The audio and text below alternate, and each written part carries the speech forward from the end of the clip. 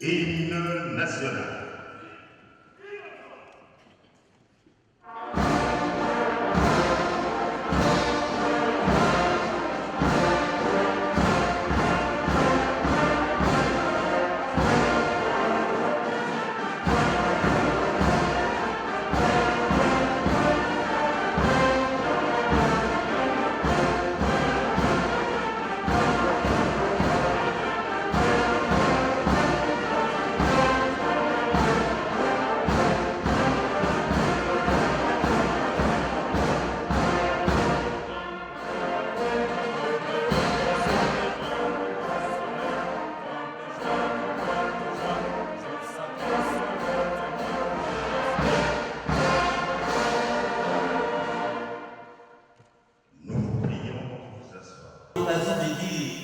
Que le crayon des dieux lui-même n'est pas sans homme.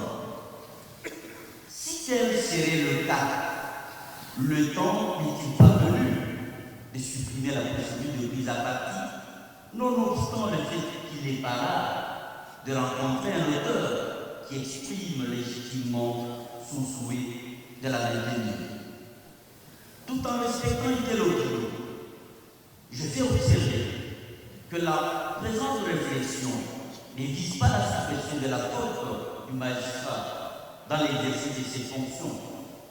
Elle vise plutôt à le rendre responsable que le seul État congolais pour tout préjudice causé par la faute du magistrat dans l'exercice de ses fonctions et à faire remplacer la prise à partie par une autre action qui soit celle-là directement dirigée contre l'État afin d'engager sa seule et unique responsabilité.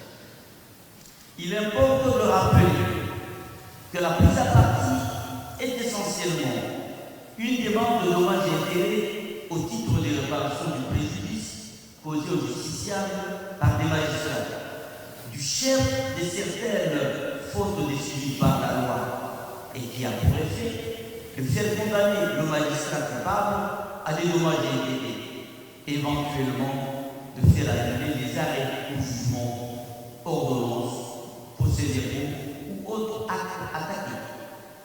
Devons-nous, dans notre pays, continuer à maintenir deux mécanismes principaux de sanction des magistrats, à savoir, d'une part, la procédure disciplinaire et d'autre part, la procédure judiciaire de prise à partie.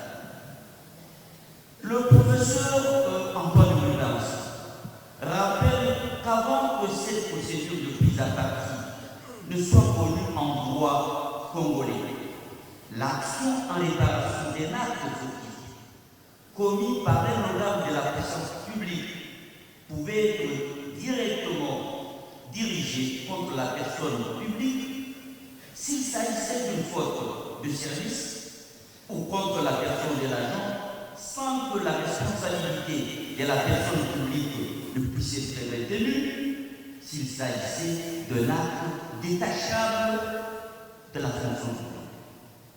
Ainsi, quelques raisons peuvent valablement justifier la suppression de la procédure de prise à partie. Première raison, la faute du magistrat qui est rattachable au service public de la justice devrait entraîner la responsabilité directe de l'État. En effet, comment concevoir et admettre une faute personnelle du magistrat qui ne soit pas professionnel lorsque celui-ci pose des actes qui relèvent de ses fonctions et qui sont des actes de service public, mais mal accomplis par celui-ci? Ne s'agit-il pas d'une faute du magistrat en raison du dysfonctionnement du service public de la justice? Il importe de relever que c'est l'État lui-même, puissance publique par excellence, qui, par le biais des secours et tribunaux, distribue la justice à ceux qui en ont besoin, surtout au terme de l'article 249 de la Constitution. La justice est rendue sur l'ensemble du territoire national au nom du peuple. Autant les arrêts et les jugements ainsi que les ordonnances des tribunaux sont exécutés au nom du président de la République. Il est bien dès lors difficile de dissocier les cours et tribunaux ainsi que les animateurs, que sont les magistrats, de l'État lui-même. La justice qui est rendue est justement celle de l'État et non celle des magistrats individuellement. Le pouvoir exercé par ces derniers étant un pouvoir étatique. L'État congolais peut-il encore manifester sa solidarité des responsabilités avec les magistrats, sinon qu'avec lui-même, lui qui est le véritable distributeur de sa propre justice?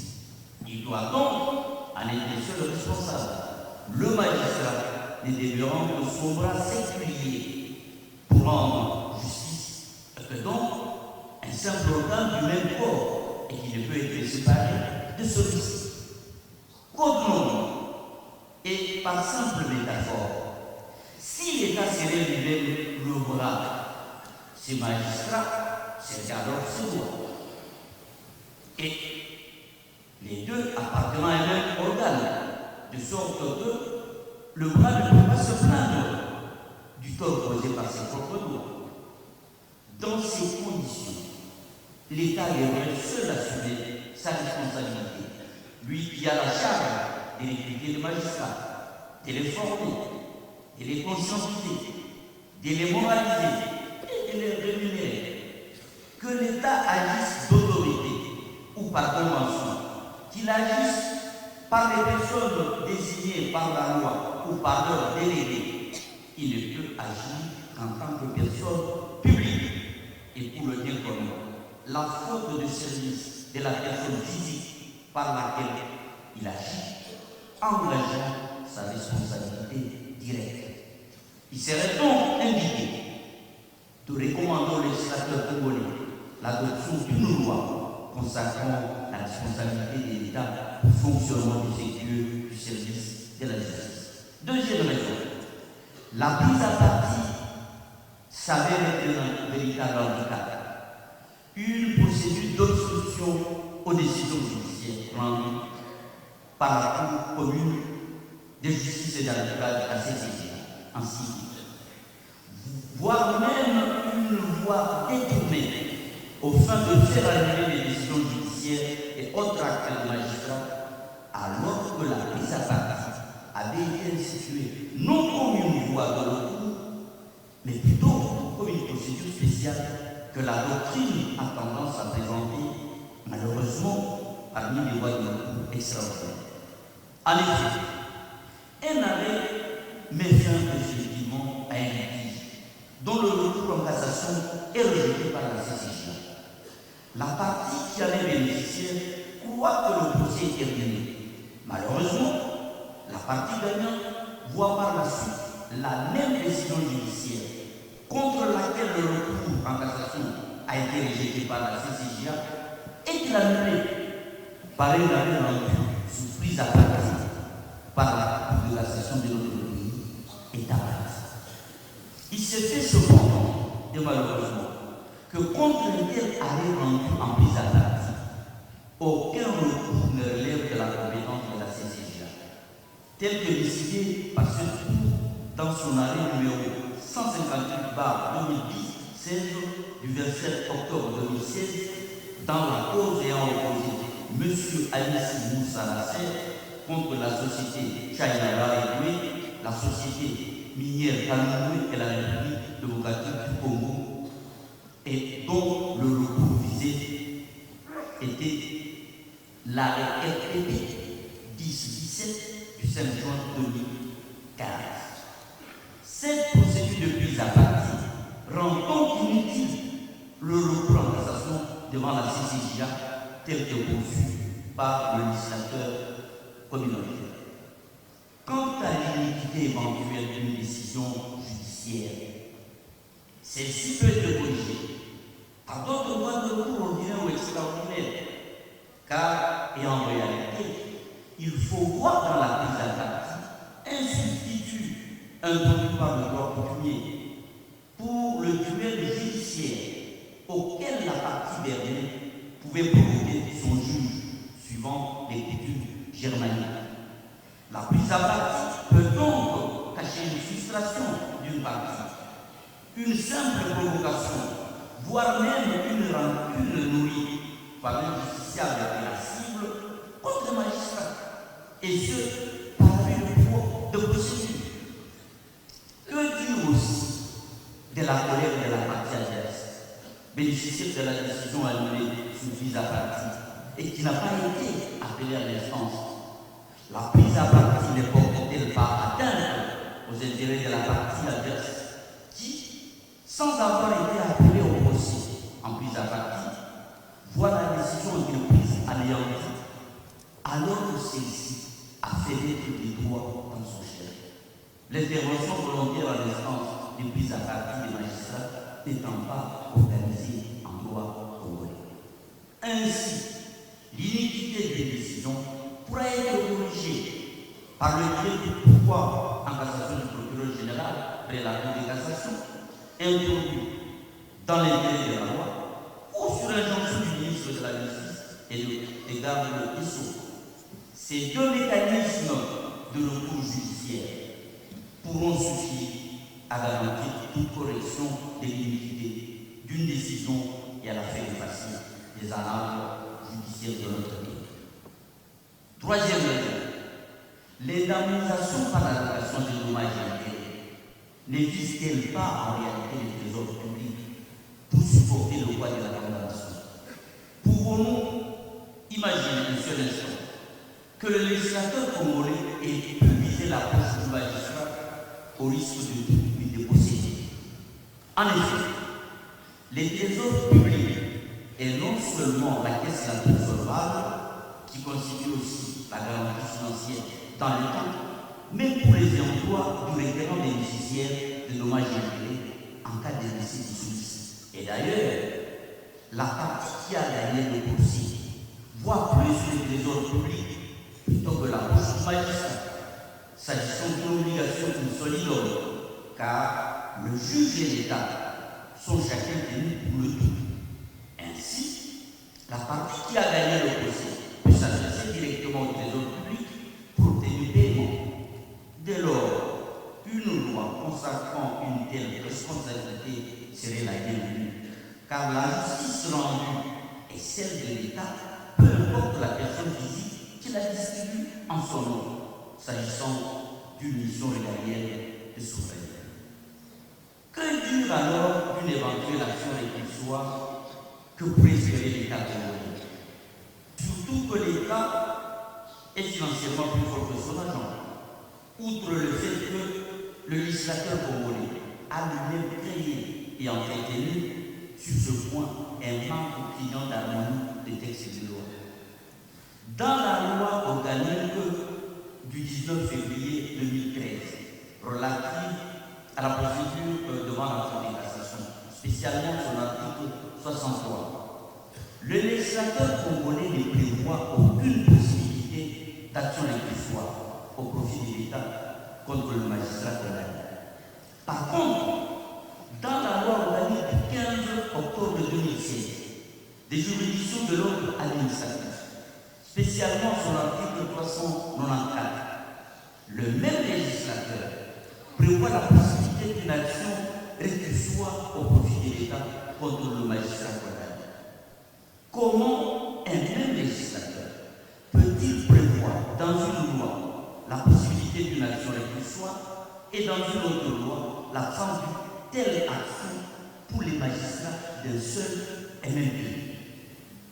Avant de légiférer, n'est-il pas utile d'avoir une vue d'ensemble de tous les textes de loi sur une matière donnée, afin d'éviter parfois la contradiction, les incohérences, le manque d'harmonie, voire même un simple télescopage des textes de loi?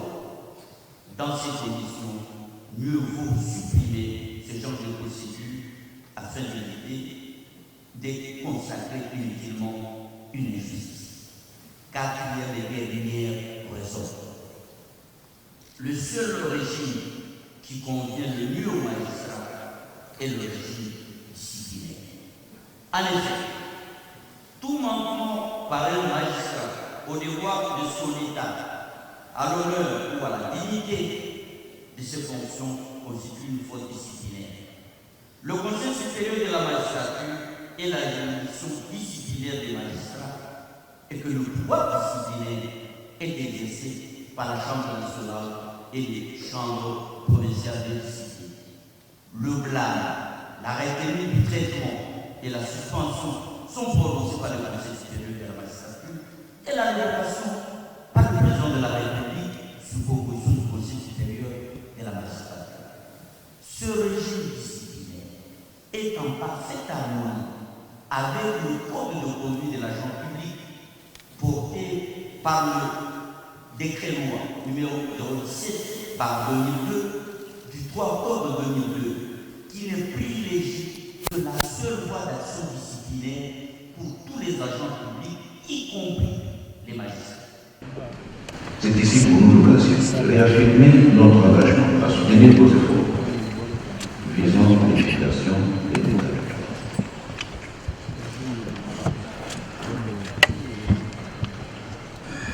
Honorable Président de l'Assemblée nationale, honorable Président du Sénat,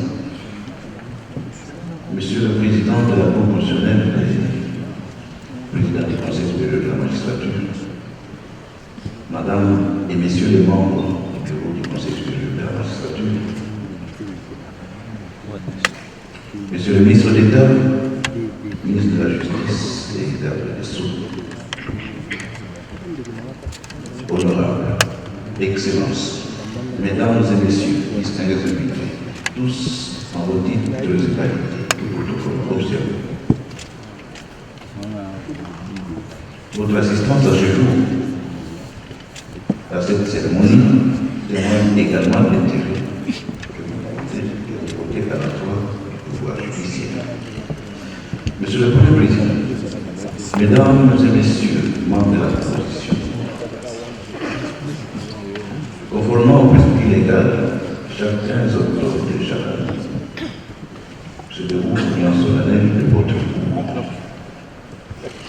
Ces moments solennels marquent la reprise officielle des activités législatives et il offre aussi l'occasion de réfléchir sur le thème.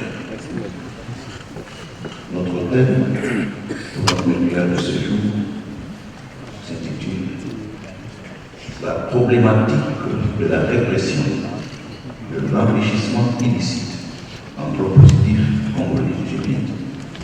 La problématique de l'enrichissement, de la répression de l'enrichissement sans cause de l'illicite en droit positif congolais. De longues années durant, l'humanité déplore un phénomène réel, crucial et que le bien appelé la corruption. Notre intérêt en faisant part de cette merveilleuse et se trouve dans l'éveil de l'ensemble de la communauté nationale sur la gravité de la situation que crée l'enrichissement illicite, ainsi que sur la nécessité d'une riposte juridique adéquate et ponctuelle. Dans notre pays, l'enrichissement illicite n'est pas un phénomène rare, bien au contraire, il est dénoncé à longueur de journée par l'opinion publique et s'est traduit principalement par l'acquisition ou la construction effrénée des immeubles et l'exhibition des chariots automobiles de dernier. L'enrichissement illicite s'impose aujourd'hui comme l'une des manifestations les plus pernicieuses de la corruption qui gangrène notre société. Pour cela, il mérite d'être combattu. Notre manuel comprend 2 chapitres. Je vais aller très rapidement pour la partie de définition ainsi que pour la deuxième partie où nous attarderons un peu plus relative à la réforme que nous proposons pour que le législateur s'assume et mette notre pays au diapason de législation moderne. Qu'est-ce l'enrichissement illicite? Comment est-il défini? Plusieurs approches et définitions de l'enrichissement illicite ont été proposées et il y a un point de jonction L'enrichissement illicite se trouve être compris comme une augmentation substantielle du patrimoine de l'agent public que celui-ci ne peut raisonnablement justifier par ses revenus légitimes. Sous réserve de cela, de ce qui vient d'être dit, dans son expression la plus élémentaire, l'acte d'enrichissement illicite peut être globalement défini comme le fait de disposer d'un patrimoine dont le niveau n'est pas justifié par rapport à des revenus légitimes. Parmi les sources,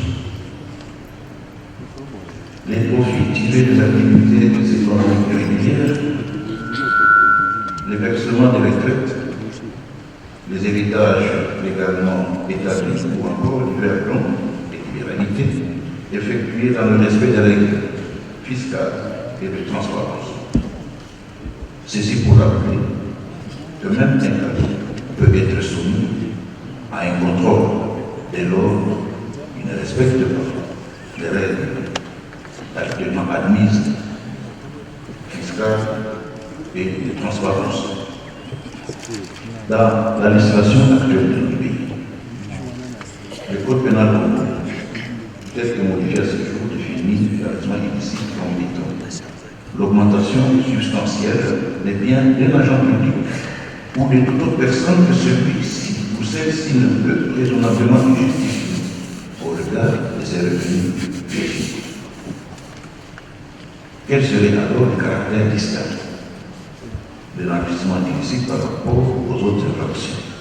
Nous avons cité corruption, détournement de deniers et corruption. L'enrichissement illicite se distingue par son objet et sa preuve particulière et son caractère autonome par rapport à d'autres infractions. Il repose sur l'accroissement injustifié du patrimoine d'un agent public ou privé et celui-ci ne peut expliquer par ses revenus légitimes, tandis que pour les autres infractions telles que la corruption, le détournement des deniers, ainsi que la conviction, les fondements reposent sur des actes matériels précis. Posons-nous alors la question d'abord. L'enrichissement illicite tire ses origines. L'enrichissement illicite tire ses origines tant des sources internes que des sources internationales. Parlant des sources internationales, au niveau mondial, il existe la Convention des Nations Unies contre la corruption. La Convention des l'Union africaine sur la prévention et la lutte contre la corruption. Cette convention a été adoptée en 2003 et a été ratifiée par notre pays la même année, en date de juillet. Il y a aussi le protocole de la SADC contre la corruption, ainsi que la convention de la CEAC, la communauté des États centrales sur la prévention et la lutte contre la corruption. C'est dire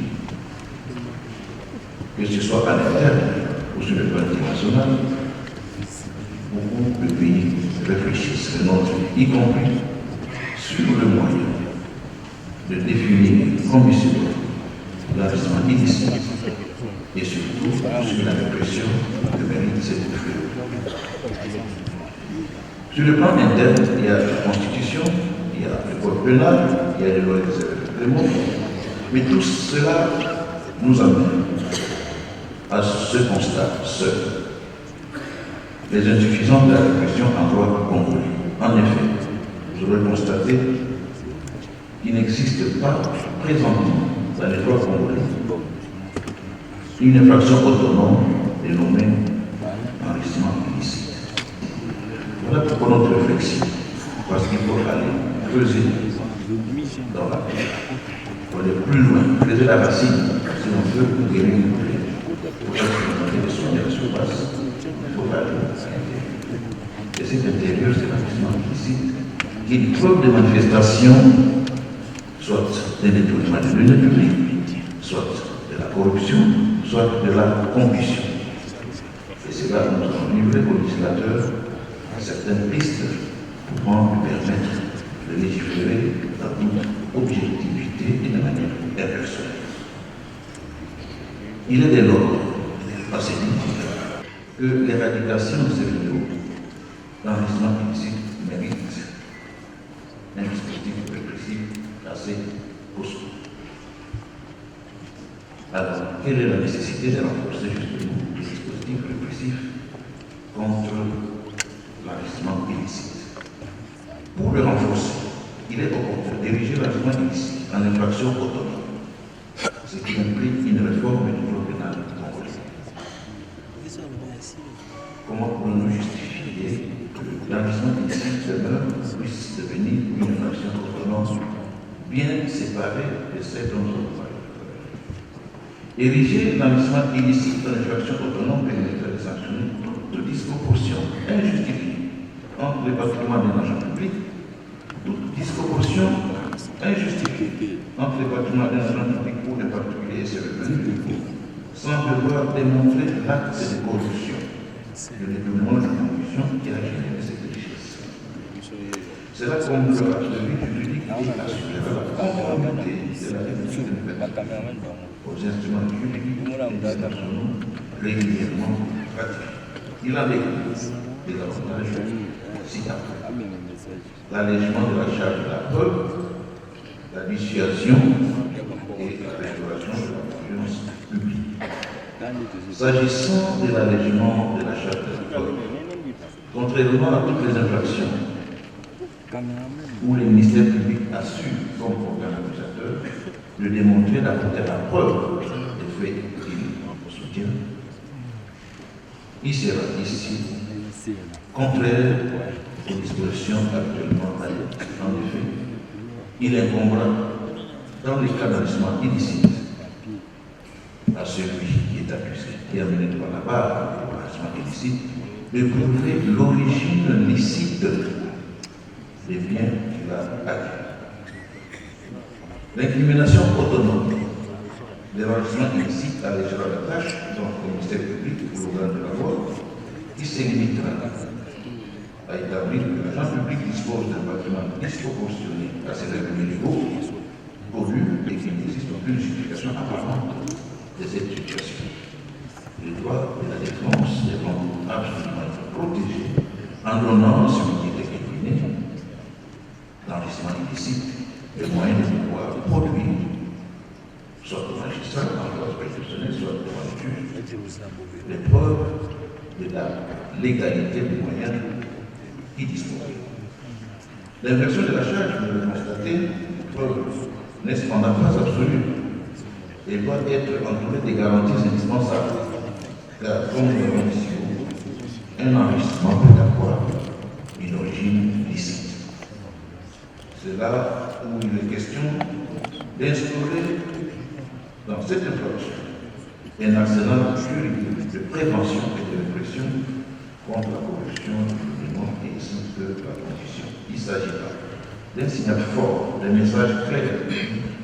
L'État devra disposer de nouvelles outils dans la lutte contre la corruption, en ciblant directement le résultat de la corruption qui se trouve être ici. Cette loi simplifiera la preuve, agira comme un puissant outil de dissuasion et par son application restaurera la confiance des citoyens dans leurs institutions. L'existence d'une loi contre l'enrichissement illicite et son application devra aider à regagner la confiance et à renforcer le sentiment d'une justice équitable. Quelles sont donc les propositions que nous pouvons apporter dans la réforme? Ces propositions qui peuvent être mises à la disposition du législateur pour que l'infraction d'enrichissement illicite figure désormais dans l'arsenal juridique. S'agissant des réformes en place dans le droit pénal congolais, les réflexions devraient tourner autour de l'élaboration d'une loi relative à la répression d'enrichissement illicite comme infraction autonome, de la spécialisation des magistrats sur la matière, de la mise en place des mécanismes de suivi du patrimoine, ainsi que de la protection la plus large possible des lanceurs d'alerte. Ça fait 4 points. Le premier, l'élaboration d'une loi relative à la répression de l'enrichissement illicite. Naturellement, il existe en droit un principe appelé au. Il est dit, nulla poena sine lege. Le principe de la légalité des délits et des peines qui exige qu'un acte ne puisse puisse être pénalement sanctionné sans une disposition légale préalable, présentée avec une précision suffisante. Le code pénal actuel mélange la corruption avec le blanchiment illicite, ce qui n'est pas agréable. Le légiférateur, quant au législateur, devant les difficultés d'établissement de la preuve de la corruption auquel se heurte souvent le ministère public, ainsi que les cours et tribunaux, il faudrait donc réfléchir dans un vaste débat sur le fait, faute de pouvoir dénicher la corruption, sanctionner son aboutissement, qui est l'enrichissement illicite.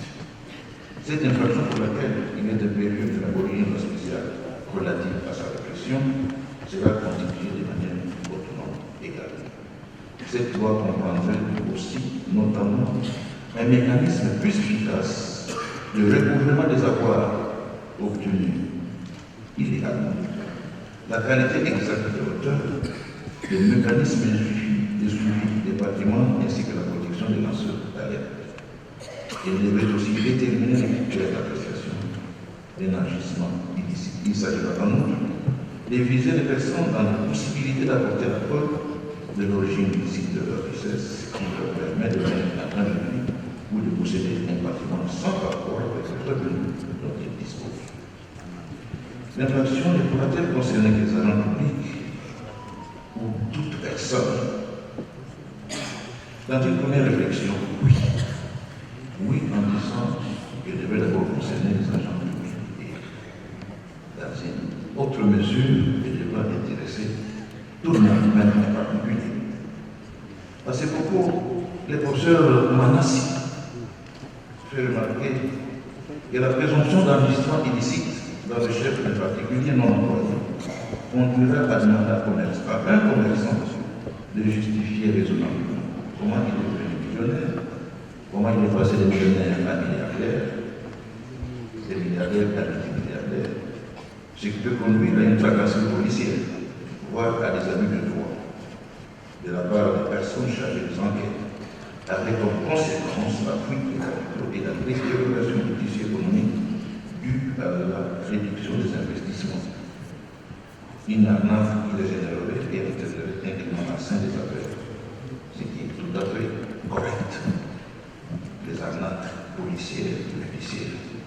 Voilà pourquoi les acteurs est invité à canaliser les éléments qui constitueraient cette infraction autonome que nous appellerons l'infraction d'enrichissement illicite. Devant ces deux hypothèses, il appartiendra au législateur de lever toute option. Par ailleurs, l'enrichissement illicite étant la cause, la manifestation et la conséquence des infractions de corruption et de détournement, les peines complémentaires appliquées à la corruption, principalement, à savoir l'exclusion de la fonction publique, l'interdiction au mandat public et la privation à la condamnation à la privation conditionnelle devraient aussi être prévues pour le cas d'un condamné pour enrichissement illicite.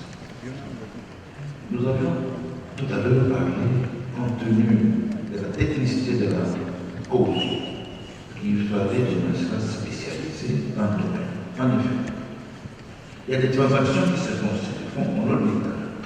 Il y a l'attribution des marchés publics par des soumissions irrégulières ou par des conditions anormales. Il y a la vente de biens de l'État, la liquidation des sociétés d'économie mixte, des entreprises et des établissements publics, des opérations de la chaîne de dépenses publiques, qui donnent souvent lieu à des actes d'enrichissement illicite. Mais si les magistrats disposent des bagages suffisants pour pouvoir connaître les tenants et les aboutissants de la procédure.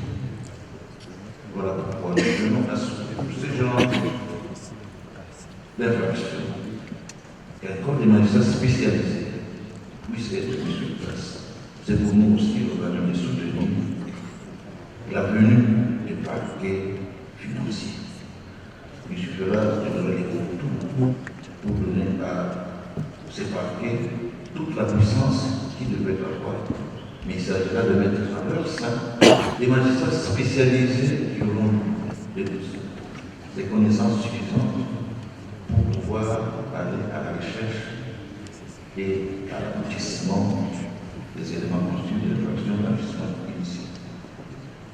C'est ainsi que Maître Mbaye rappelle que l'enrichissement illicite étant par essence un délit financier, les droits pénals ne peuvent le traiter en ignorant les règles de la finance, de la fiscalité, de la fiducie, de la comptabilité, des techniques bancaires, car l'appréciation de ces infractions requiert de la part des praticiens du droit des connaissances solides dans les matières de droit précisées, évidemment aussi l'assistance des professionnels dans les autres matières détachées du droit public.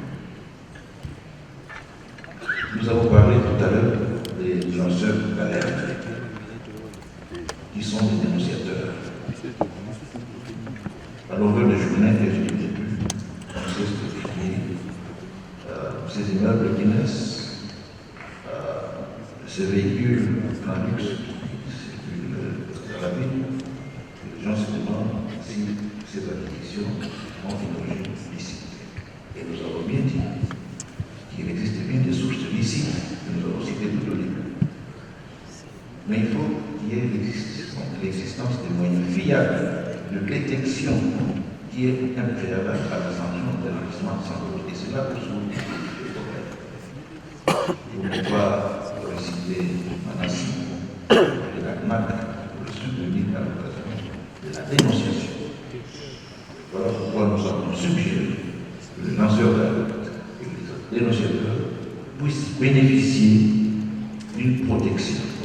Et là, il ne s'agit pas de dénonciateurs, et nous les connaissons à longueur de journée, sont sur les réseaux sociaux, ceux qui, juste pour saluer une réputation, se véhiculent à écrire n'importe quoi. Ici, nous parlons bien des lanceurs d'alerte, de bonne foi. La lutte contre l'enrichissement illicite ne peut se limiter au dispositif des contrôles formels. Elle suppose également l'existence d'un environnement favorable à la dénonciation des faits d'enfants illicites. Or, les silences des témoins et des agents publics s'expliquent souvent par la crainte des représailles administratives, judiciaires et physiques, en l'absence d'un cadre légal plus protecteur.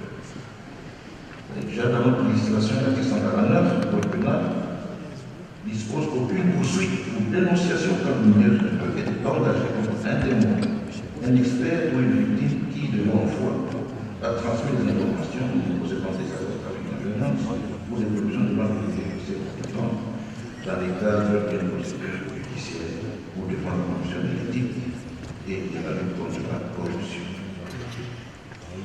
Excellence, Monsieur le Président de la République, chef de l'État et l'État suprême, avec l'expression de nos hommages. Honorables Mesdames et Messieurs, dans vos titres et qualités respectifs, parce que la loi est la même pour tous. Soit qu'elle protège, soit qu'elle punisse. Donc il est vrai qu'il vaut mieux obéir aux lois qu'aux ordres. L'amour de la justice n'est en la plupart des hommes que la crainte de souffrir d'injustice. C'est-à-dire François de la Rochefoucauld. Il n'existe, disais-je, à ce jour dans notre législation aucune infraction au nom dénommée enrichissement illicite. De même, il n'existe pas de définition universellement admise de l'enrichissement illicite. Mais tout au moins, toutes les définitions convergent parce qu'il y a une inadéquation entre le patrimoine qu'on a ainsi que les moyens pour assurer ce patrimoine. Dans la perspective de doter le pays d'une riposte juridique et judiciaire à la hauteur des dégâts socio-économiques que cause le phénomène surnaturel, nous avons préconisé l'élaboration d'une loi particulière du lutte contre l'enrichissement illicite, comme il en existe déjà dans certains pays. Platon a dit que la justice, l'intelligence et la sagesse, le sage doit celui qui sait beaucoup de choses, mais celui qui voit leur besoin. Ainsi, la répression efficace de l'enrichissement illicite demeure un levier incontournable de la lutte contre l'assainissement de l'État. Nous restons convaincus qu'avec la détermination et la foi dans le relèvement du défi de la réponse aux des valeurs et aussi avec la révision de la protection individuelle,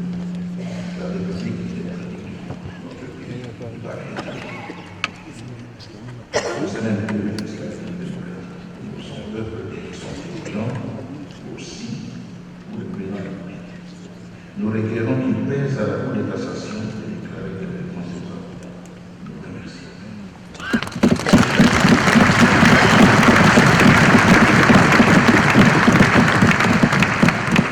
De détermination dans l'accomplissement de leur mission professionnelle en s'érigeant en part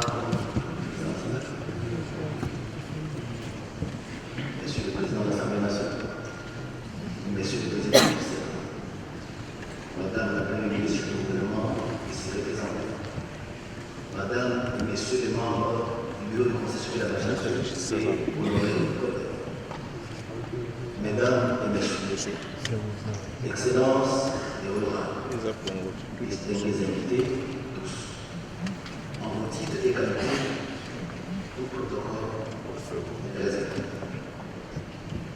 Je salue votre présence à cette audience et vous exprime ma profonde gratitude pour l'intérêt constant et l'attachement soutenu que vous manifestez à l'égard des activités de la Cour de cassation. Je salue particulièrement la présence nombreuse des avocats à cette audience, malgré la longue nuit électorale que nous avons passée dans les deux barreaux de la province de Kinshasa.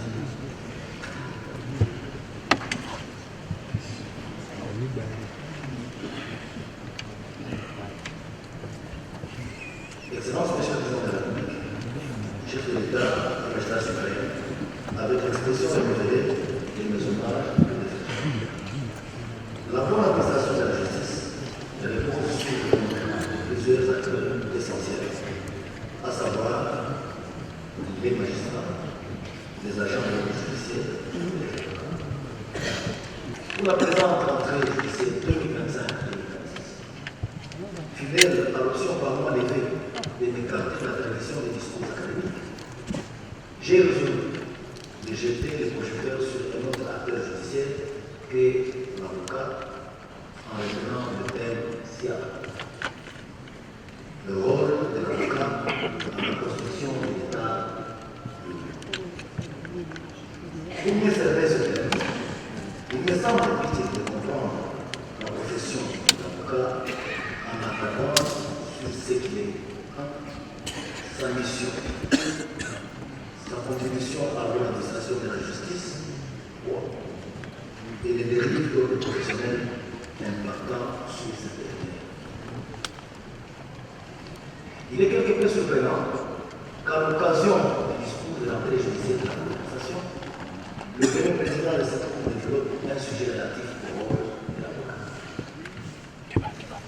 Il vous en souviendra que dans son question de l'entrée judiciaire de 2024-2025, le bâtonnier national Michel Chevet de Mokoba avait évoqué la complémentarité entre l'avocat et le magistrat en développant le sujet la pension de retraite du magistrat congolais, plaidoyer pour l'amélioration des conditions de vie des retraités. Justifiant le choix à ce sujet, il affirmait que la magistrature et le barreau sont deux corps de la même famille judiciaire, mais avec des rôles différents. C'est également ma conviction. En effet, magistrats et avocats partagent une même responsabilité, celle de faire vivre la justice, non seulement comme institution, mais comme valeur. Qu'est-ce qu'un avocat et quelle est sa mission? Le cadre légal de son statut est l'ordonnance loi numéro 69 028 du 28 septembre 1979 portant organisation du barreau, du corps défenseur judiciaire et du corps de mandataire de l'État. Au terme de l'article 1er de cette ordonnance loi, les avocats sont des auxiliaires de justice chargés d'assister ou de représenter les parties, postuler, conclure et plaider devant les juridictions. Ils peuvent consulter, conseiller, concilier, rédiger des actes sociaux privés, assister ou représenter les parties en dehors des juridictions. En tant que tel, l'avocat exerce une profession libérale et indépendante. Pour y accéder, il doit remplir plusieurs conditions, notamment celle majeure et indispensable de justifier d'un diplôme de licence ou de doctorat en droit et n'avoir pas été condamné pour des agissements contraires à l'honneur, à la probité et aux bonnes mœurs. Il résulte du serment que l'avocat prête avant d'être inscrit sur la liste préparatoire pour exercer sa profession, que cette dernière se construit autour de certaines valeurs, notamment l'obéissance au droit, la dignité, la conscience, l'indépendance, l'humanisme ainsi que le respect dû aux magistrats et aux autorités publiques. Il ressort de ces missions que l'avocat n'est pas seulement un professionnel public. Il est un acteur clé de la justice, indispensable pour garantir la défense des droits de chacun, qu'il s'agisse du particulier ou d'entreprise et même de l'État. Ainsi, il est le vecteur qui transforme le droit effectif, qui transforme en droit effectif un prétendu droit, car sans pensée éclairée, sans représentation adéquate, les droits demeurent souvent lettres mortes. Comment l'avocat accomplit sa mission? L'exercice de la profession requiert un esprit de recherche pour être parfait de l'ordre. La doctrine et de la jurisprudence, une construction d'arguments solides, une clarté dans la rédaction des requêtes, l'assignation ou conclusion, une tactique oratoire pour convaincre. Outre cet aspect technique, l'avocat accomplit sa mission en respectant un ensemble de devoirs et d'obligations qui encadrent strictement sa profession. En dehors des devoirs et obligations précités, l'avocat jouit de certains droits reconnus par l'ordonnance loi susvisée. Quels sont les apports d'un bon avocat? Un avocat compétent ne se contente pas de défendre son client. Il contribue effectivement à la rigueur du processus judiciaire, notamment en élevant la qualité des débats par ses arguments et en obligeant les juges par sa présence à motiver leur décision. En ce qui concerne l'élévation de la qualité du débat, l'avocat est appelé à structurer les raisonnements pour présenter des arguments juridiques clairs, logiques et étayés par le texte de loi, la jurisprudence et les faits du dossier. Il est appelé à respecter la procédure afin d'assurer que le procès est équitable en signalant toute irrégularité pour obliger la partie adverse et le juge à se conformer scrupuleusement aux règles du jeu. Il est appelé enfin à la contradiction et à la critique, soumettant les thèses de la partie adverse à un examen. S'agissant de l'obligation au juge à motiver la décision, le rôle de l'avocat est de présenter des conclusions écrites détaillées qui contiennent l'ensemble de ces arguments et des membres. En somme, un avocat compétent, quand la justice élève la qualité des débats, oblige le juge à motiver à suffisance sa décision et contribue à la justesse de celle-ci, renforçant de se faire la confiance du public en la justice. L'avocat ne se parle pas seulement pour son client, il est aussi un auxiliaire de justice essentielle. Sa compétence et sa diligence sont des garde-fous contre l'arbitraire et la routine, forçant le système judiciaire à la rigueur et à la transparence. Excellence, Monsieur le Président de la République, chef de l'État et magistrat suprême, avec l'expression réitérée des hommages du préfet. L'avocat pilier de la justice et garant des droits des clients est parfois théâtre de dérives inacceptables qui ternissent son image et minent la confiance du public. Loin de l'image du défenseur intègre, certains comportements déviants révèlent une corruption en pente et une trahison des principes fondamentaux de la profession. Il est admissible d'entendre un avocat inciter son client à rompre le juge en lui disant « J'ai fait mon travail, fais le tien en rencontrant le juge », transformant ainsi le processus judiciaire judiciaire en une transaction souterraine. Plus grave encore est la pratique qui consiste, dès l'entente de la procédure, à prendre contact avec un greffier, ce dernier agissant comme un intermédiaire obscur entre l'avocat et le juge. Cette collusion compromet l'impartialité de la justice, tout comme les entrevues directes et discrètes avec le juge, au nom du client, brise les principes de la publicité des débats et de l'égalité des arts. Ces agissements s'accompagnent souvent d'une pression financière indue, où l'avocat fait croire à son client que rien ne marchera s'il ne pose pas une somme d'argent, exploitant la vulnérabilité de celui-ci à des fins de paiement lucratives. Face à une faiblesse argumentative, certains avocats préfèrent l'excuse fallacieuse selon laquelle l'adversaire est plus fort que son client, alors qu'ils n'ont apporté ni pièces solides, ni une note de plaidoirie convaincante, étant de ce fait incapables d'admettre leur propre insuffisance. L'atteinte à l'intégrité du système judiciaire est poussée à son paroxysme lorsque les avocats établissent un contact direct et régulier avec les juges en dehors des cadres procéduraux, allant même jusqu'à la rédaction de projets de décision judiciaire que les magistrats veulent se contentent ensuite d'endosser, transformant ainsi la robe noire en une plume invisible de celle-ci. Le summum de la juridiction est atteint lorsque l'avocat travaille activement contre les intérêts de son client, fournissant des arguments à l'adversaire plus fortuné en échange de quelques avantages financiers et ou matériels, transformant ainsi le défenseur en un agent de l'injustice.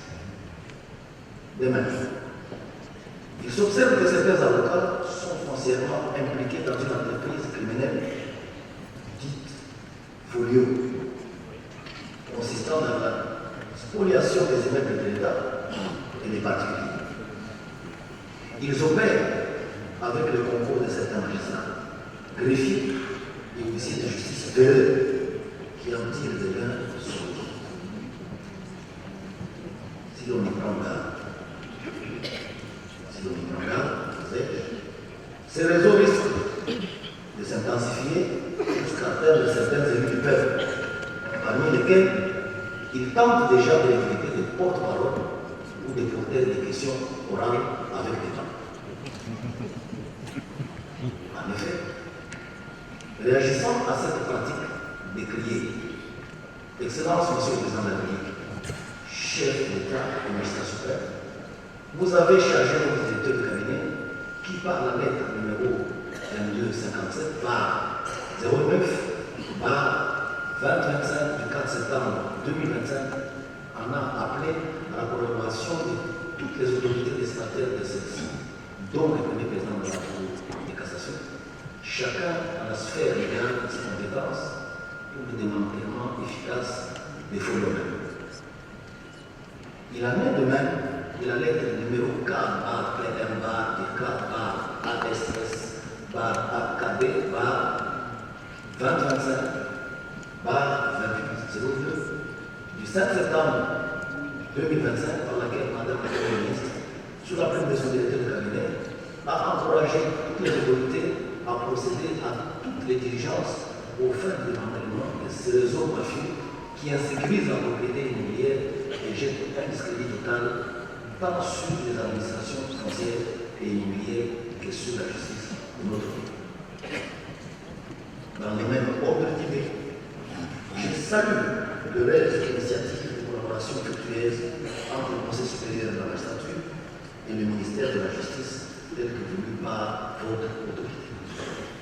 En effet, lors du briefing sur la globalité du gouvernement organisé par le ministère de la Communication et Médias, le mercredi 17 septembre 2025, le ministre d'État, ministre de la Justice et garde des Sceaux, évoquant la priorité de la justice, les priorités de la justice, a mis l'accent sur la lutte contre la corruption corruption et le renforcement de l'ordre.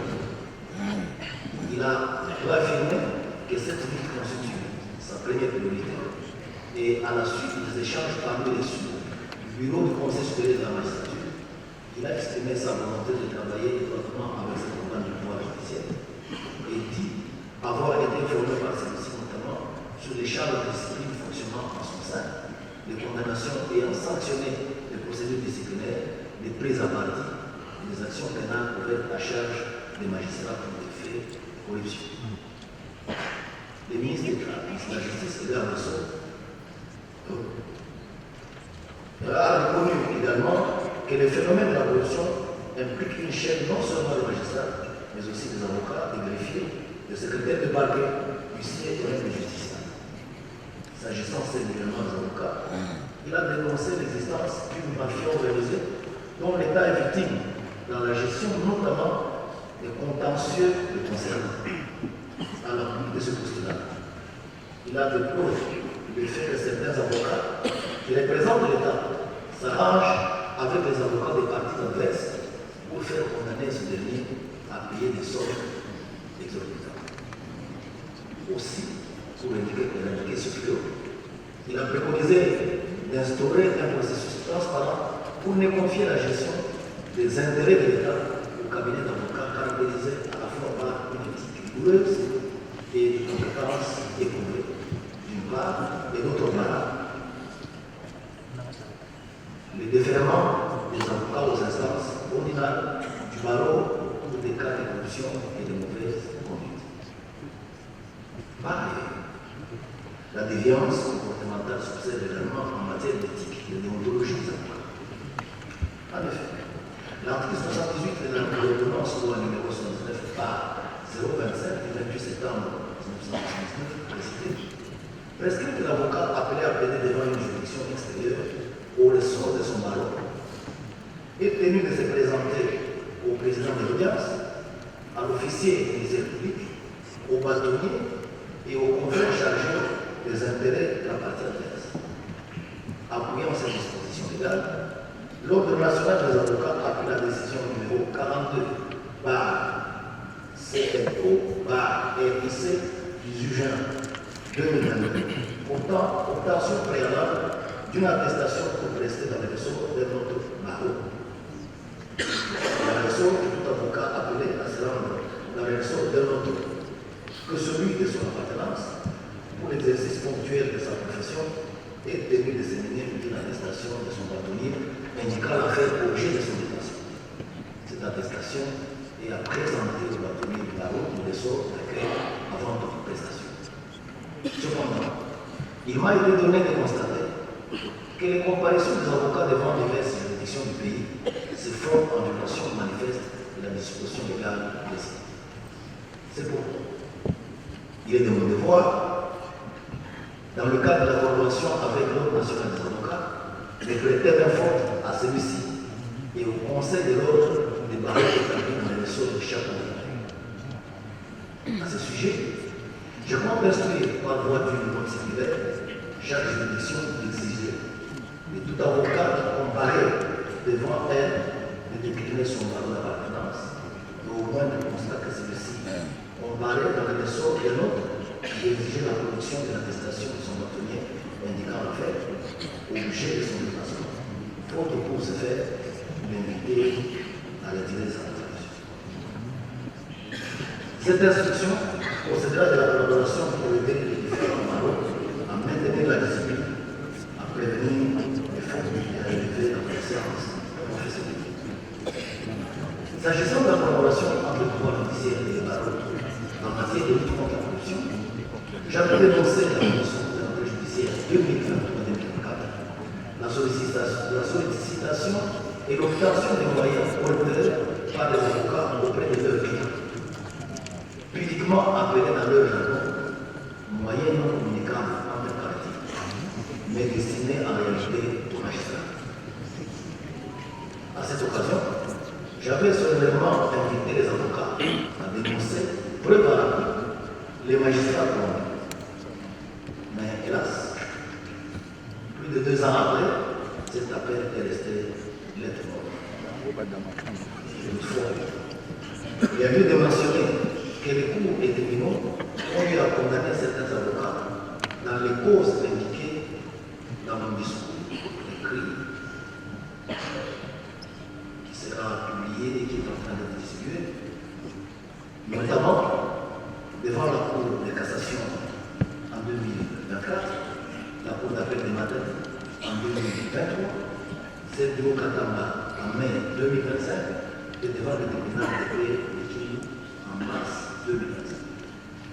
D'autres affaires contre certains avocats sont encore pendantes devant nous, notamment devant la Cour d'appel de Kinshasa, le tribunal de première instance de Mouchima et d'autres affaires, les tribunaux de paix de Mombasa, de Kingu et de Kinshasa au Mali.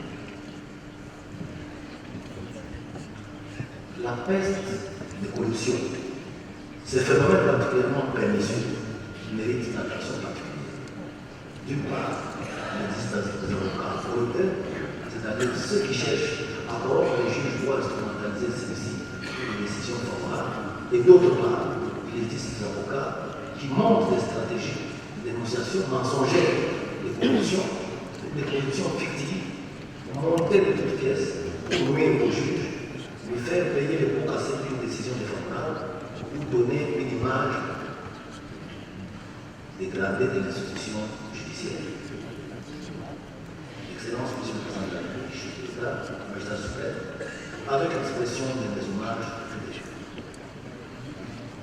L'opportunité que m'offre la présente rentrée judiciaire me permettait d'abord d'aborder un sujet d'actualité relatif à la problématique du monopole de représentation reconnu aux avocats de valeur près de la Cour suprême de justice en attendant que soit revue la législation sur les valeurs, une révision que j'appelle en toutes les formes.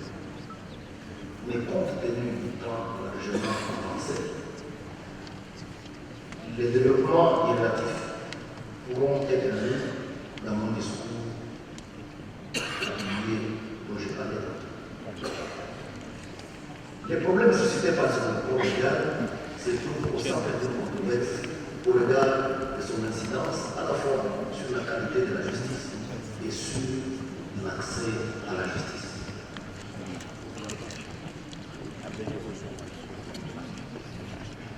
Néanmoins, je peux à ce niveau souligner que le petit nombre actuel d'avocats habilités à plaider devant la Cour de cassation rend leur prestation plus onéreuse et limite ainsi l'accès à la justice pour les personnes économiquement faibles. Historiquement, la Cour de cassation a République démocratique du Congo, créée par la Constitution de 2006, a remplacé la Cour suprême de justice et l'urgence s'impose quand le barreau près la Cour suprême de justice compte 21 avocats, dont seulement près de la moitié sont encore actifs. C'est pourquoi, devant cette impasse, la Cour de cassation admet encore les avocats de la défense Cour suprême de justice pour ne pas bloquer ces activités. Pour ma part, je mets de vœux un examen par le Sénat ou par l'Assemblée nationale de tout projet ou proposition de loi sur le barreau, plus particulièrement sur cette question qui continue à susciter des débats. Aussi, puis-je rappeler qu'il est de vertu qu'il ne se négocie pas des valeurs sans lesquelles l'exercice du droit perd son âme. Parmi la qualité et la bonne moralité constituent les deux piliers qui soutiennent la profession d'avocat, surtout lorsqu'il s'agit d'exercer devant la Cour de cassation. L'avocat près cette cour n'est pas un praticien ordinaire. En effet, outre les exigences de l'article 115 de l'ordonnance loi numéro 79 du 28 septembre 1979 portant l'organisation du barreau déjà cité précédemment, ainsi que celles liées à l'éthique, à la déontologie de la profession, il se distingue par une maîtrise approfondie des textes de loi et de la technique de cassation. En somme, la qualité de l'expérience, l'âge de compétence et de rigueur induisent le respect, tant dans l'échelle de l'avocat lui-même et dans celui de la plus haute juridiction de l'ordre judiciaire et partant de la justice elle-même. Cependant, la technicité du droit ne suffit pas à elle seule s'il ne s'allie pas au standard éthique précis. Il demeure acquis de mes échanges avec le Notaire national. Aucun baron ne peut tolérer parmi ses membres des conduites entachées de fraude, de corruption ou d'indignité. Ils doivent inspirer confiance à leurs clients et pairs, aux juges et à la société tout entière, car leur moralité et le gage de leur profession s'exercent pour le triomphe du peuple. Excellence, Monsieur le Président de la République, chef de l'État, Magistrat suprême, avec l'expression de nos hommages, peu de faire. Que retenir dans mon propos de ce jour? J'ai rappelé le rôle déterminant de l'avocat dans l'administration de la justice en mettant en lumière ses différentes qualités de commande de la loi, de l'éthique, de la déontologie de sa profession. Je n'ai pas manqué de relever sa contribution dans la qualité de la justice lorsque cette dernière est considérée comme le socle de l'État. Toutefois, je n'ai pas passé sous silence un certain nombre d'antivaleurs qui font peine à cette profession sa noblesse. L'occasion, j'ai mis en scène la problématique du monopole de représentation en justice reconnue aux avocats de barreau près la Cour suprême de justice, en mettant en relief la nécessité et l'urgence de concilier la qualité de la justice à l'accès à la justice, surtout en faveur des justiciables et des fermes. Sur ce, la Cour de cassation reprend cette activité pour l'exercice 2025-2026. Et je vous remercie.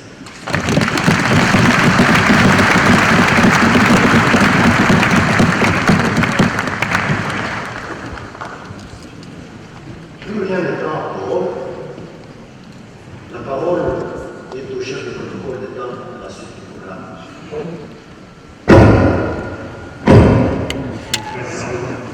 Nous vous prions de vous lever pour l'exécution de